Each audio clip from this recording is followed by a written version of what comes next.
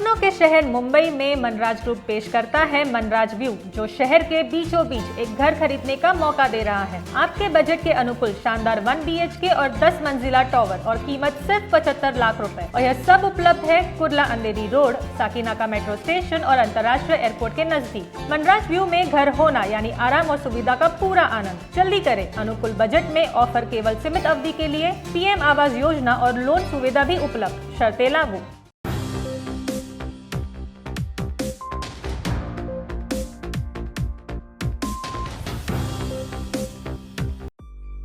महाराष्ट्र में पिछले 24 घंटे के दौरान लगभग 3,500 नए कोरोना संक्रमित मिले हैं और 37 लोगों की मौत हुई है। मुंबई की मेयर किशोरी पेडनेकर ने मंगलवार को कहा कि मुंबई में तीसरी लहर आ चुकी है, हमें बेहद सतर्क रहने की जरूरत है। इधर राज्य के ऊर्जा मंत्री नितिन राउत ने कहा कि नागपुर में दोगुनी रफ्तार से कोरोना केस मिल रहे हैं।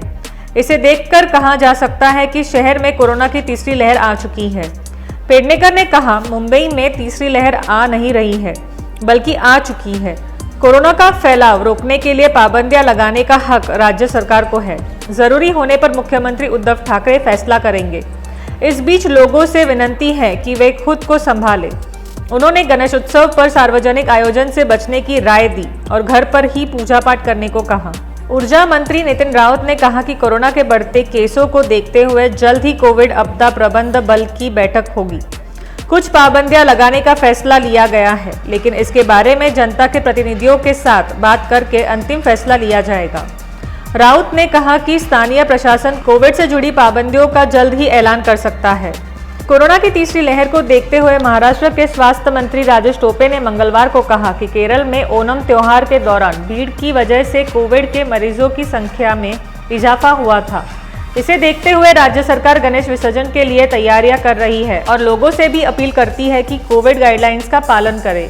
एक दिन पहले ही उद्धव ठाकरे ने कहा था कि हम बाद में पर्व मना सकते हैं, हम अपने लोगों की जिंदगी और सेहत को प्राथमिकता दें। नए केस में बढ़ोतरी के मद्देनजर हालात काबू से बाहर जा सकता है। उन्होंने कहा कि कौन पर्व मनाने और धार्मिक कार्यक्रमों पर रोक लगाना चाहेगा, लेकिन लोगों की जिंदगी अहम है। मुख्यमंत्री ने कहा कि आने वाले त्योहारों के समय अहम और चुनौतीपूर्ण है।